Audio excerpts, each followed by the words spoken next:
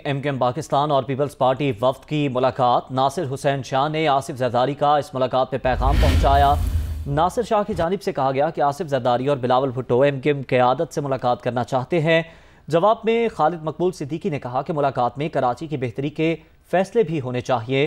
नासिर हुसैन शाह की जानिब से यह कहा गया कि पीपल्स पार्टी सिंध के मफाद के हर फैसले पर एमकेएम के साथ है। कराची में सईद गनी ने भी बहुत काम करवाए।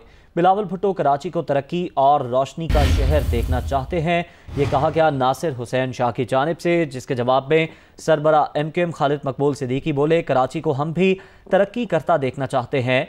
कराची, हैदराबाद और शहरी इलाकों की तरक्की और बेहतरी के लिए पीपल्स पार्टी के साथ बैठे हैं। मजीद जान लेंगे हमारे नुमाइंदे मोहम्मद अशद से। अशद, बताइएगा इस मुलाकात बारे।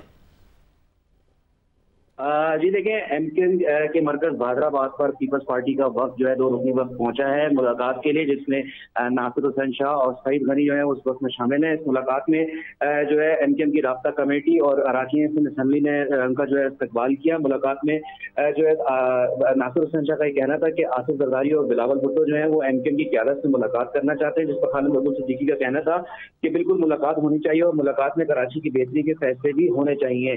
नासिर हुसैन शाह ने इस मुलाकात में मजीद ये कहना था कि पीपल्स पार्टी सिंध के मफाद के हर फैसले पर एमकेएम के साथ है। कराची में सईद गनी ने भी बहुत काम करवाए हैं। बिलावल भुट्टो कराची को तरक्की और रोशनी का शहर जो है वो देखना चाहते हैं। जिस कराची को तो खालिद मकबूल सिद्दीकी का इस मुलाकात में मजीद का कहना था कि कराची को हम भी तरक्की करता देखना चाहते हैं। कराची, हैदराबाद और शहरी इलाकों की तरक्की और बेहतरी के लिए पीपल्स पार्टी के साथ बैठे हैं।